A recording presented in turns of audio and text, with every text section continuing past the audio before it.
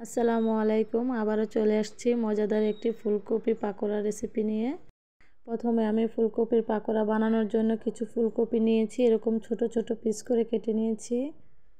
এখন একটি বোল নিয়ে নেব। বোলের ভিতরে দিয়ে দেব 1 কাপ বেসন আর হাফ কাপ ময়দা, আপনারা চাইলে আটাও দিতে পারেন।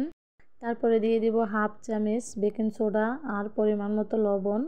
এখন দিয়ে দেব হলুদের গুঁড়া, মরিচের গুঁড়া, ধনিয়ার গুঁড়া, জিরার গুঁড়া, গরম মশলার গুঁড়া, সাথে আদা রসুন বাটা দিয়ে দিব। তারপরে দিয়ে দিব একটি ম্যাগি মশলা। ম্যাগি মশলাটা দেওয়ার কারণে খাবারের টেস্টটা অনেকটাই বেড়ে যায়। এখন আমি অল্প করে পানি দিয়ে আঠালো একটি ব্যাটার তৈরি করে নিব। এভাবে ফুলকপির পাকোড়া বানালে খেতে ভীষণ মজা হয়। আপনারা বাসায় এভাবে ট্রাই করবেন, দেখবেন অনেক ভালো লাগবে। এখন আমি একটা ব্যাটার তৈরি করে নিয়েছি। এখন আমি ফুলকপিগুলো দিয়ে দিব।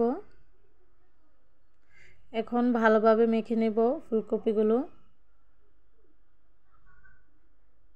মাখিয়ে নেওয়া হয়ে গেলে আমি চলে যাব চুলায়। চুলায় একটি কড়াই বসিয়ে দিয়েছি। কড়াইতে কিছু তেল দিয়ে দিয়েছি। তেলটা গরম হলে দিয়ে দিব পাকোড়াগুলো।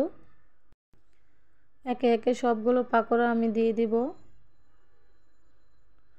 সবগুলো পাকোড়া দেওয়া হয়ে গেছে। এখন আমি উল্টিয়ে নিব পাকোড়াগুলো।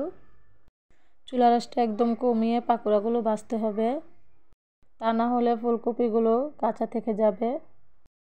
এখন আমি উল্টিয়ে পাল্টিয়ে পাকোড়াগুলো ক্রিস্পি করে ভেজে নিব।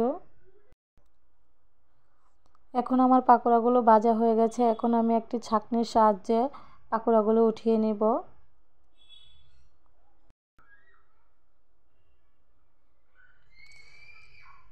সবগুলো পাকোড়া আমি একটি প্লেটে পরিবেশন করে নিব। এখন একটি প্লেটে পরিবেশন করে নিয়েছি। দেখেন পাকোড়াগুলো একটি ভেঙে দেখাচ্ছি আপনাদেরকে কেমন হয়েছে।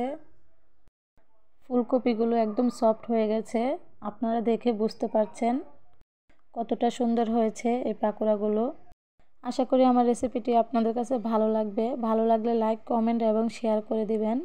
আর যারা নতুন আছেন তারা আমার পেজটিকে ফলো দিয়ে রাখবেন। আল্লাহ হাফেজ।